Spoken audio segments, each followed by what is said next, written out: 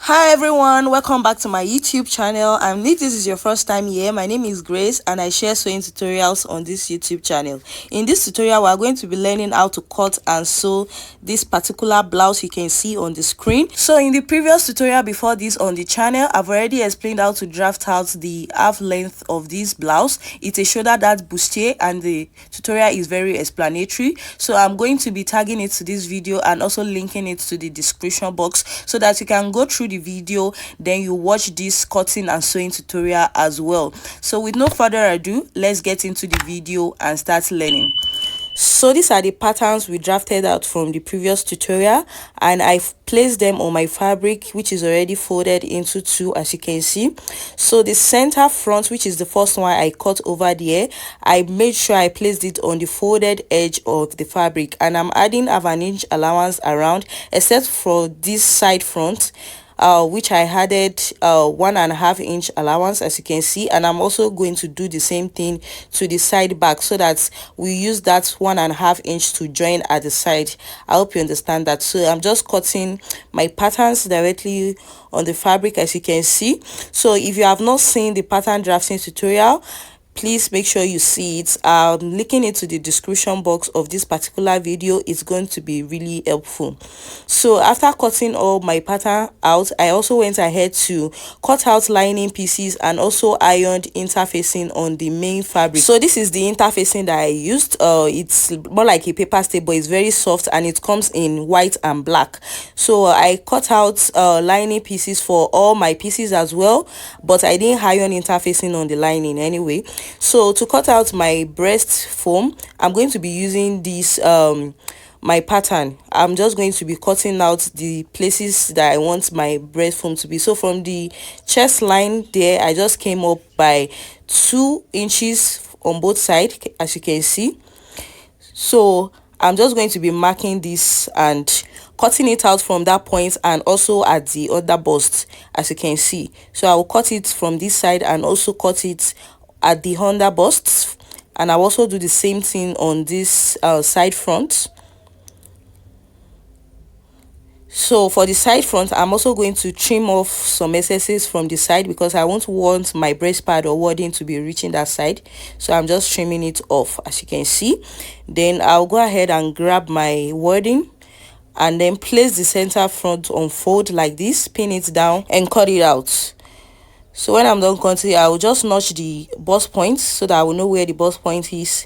And I'll also do the same thing for the center front. Although this doesn't have to be on fold, I'll just cut it all the way around and also notch the bust point.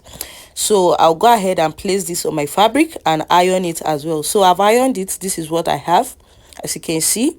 So this is what the main fabrics look like in front, and I will now go ahead to join it now.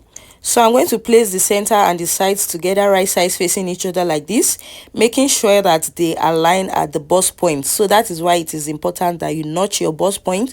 So make sure that everything aligns at the bust point. Then I'll go ahead and pin it all the way around, as you can see me doing it like this. So go ahead and pin all the way around, and also do the same thing for the other side. So once you are done doing this, just head ahead to the sewing machine and join this all the way around with half an inch seam allowance. I will also do the same thing on the lining pieces as well. For the back pieces also, I have the center and the sides, as you can see. So I'm going to join them together. I will use my pin to secure it together like this as well, and go ahead and join it on the sewing machine with half an inch seam allowance when I'm done. So this is the front. This is how the front looks like when I was done joining. So can you see what it looks like on the inside as well? I've also joined the lining of the front, so I'll place it right sides facing each other to the main fabric like this, and then I'll go ahead and sew on the neckline and also at the sides. So I will sew with half an inch around the neckline and also on the sides. So when I was done and I turned it over, this is what I have. For the back as well, I've joined them center and side, so I will also do the same thing place the lining right sides facing each other like this. Then go ahead to join the neckline, the zip area, and also the sides of both of them. So after I was done and I ironed it, this is what I have. So can you see how neat this has been so far? So let us go ahead and cut the down part of this blouse. So I have my fabric folded into two like this, as you can see, and I'm going to just confirm if what I have is enough to accommodate the hip of the person that I'm working with. So from the waistline, remember the waist of the half length is at 17 inches. I will come down to the hip line of this person, which is at 25 inches, and I will mark a straight line like this. Then from that hip line, from that 25 inches, I'll come down by 2 or 3 inches more. I'll maintain 2 inches for this, so that's 27 inches, and I'll also mark a straight line, as you can see me doing it. So I think 2 inches under the hip is okay for this particular blouse. On the waistline, I took my waist measurement divided by 4 and I placed it, and also on the hip line, I took the hip measurement divided by 4 and I placed it. Then I'll place the same thing I have on the hip on that last line and use my cuff to just connect it the way you see me doing it like this. So I'm going to go ahead and cut this. I almost forgot to add allowance, but thank God I remembered on time. So I'm going to add the 1.5 inch seam allowance, just like we added to the upper part of this blouse as well.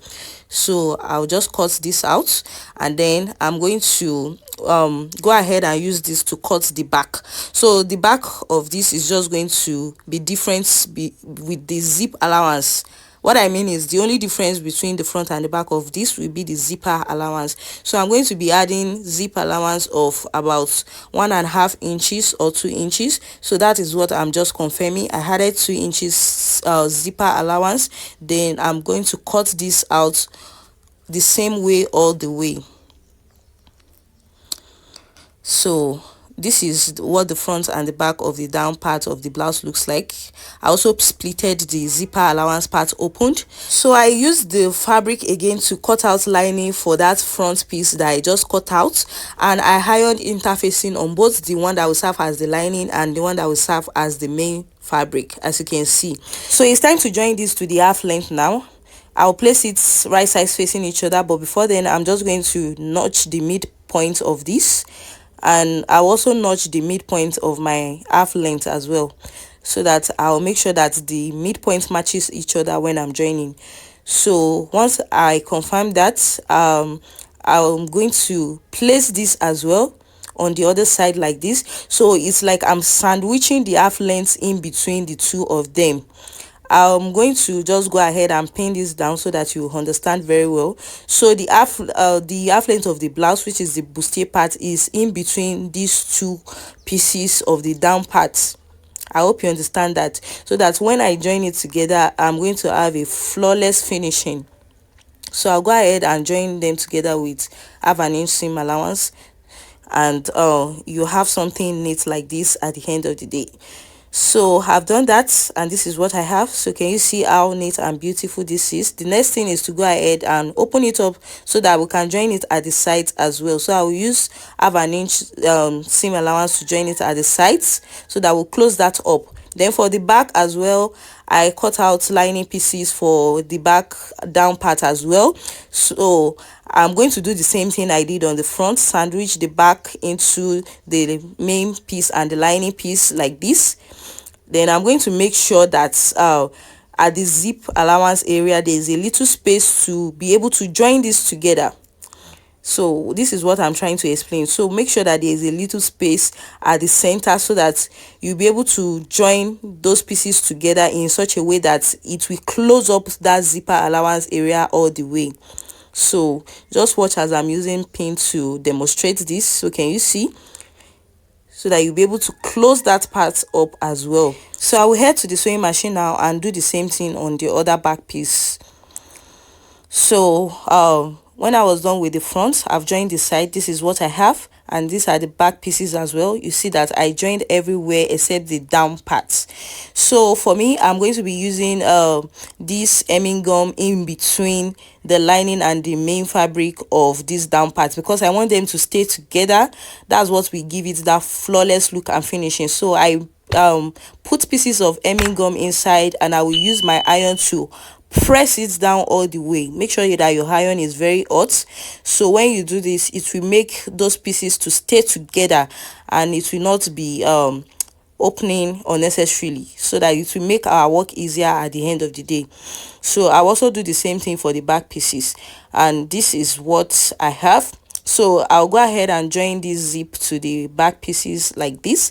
So I'm just going to join a little part at the down part like this, and then I'll fix my zipper. I have a lot of videos explaining how to fix zipper on this channel already, so I won't be doing that again. So I've fixed the zipper, and this is what it looks like. Now the next thing is to join both the front and the back together. So I place them right sides facing each other, and I will go ahead and join it at the shoulder. So I'm going to place them on each other like this, main fabric facing the main fabric and lining facing the lining, right sides, and then I'm going to just fold everything over each other like this and sew with half an inch allowance.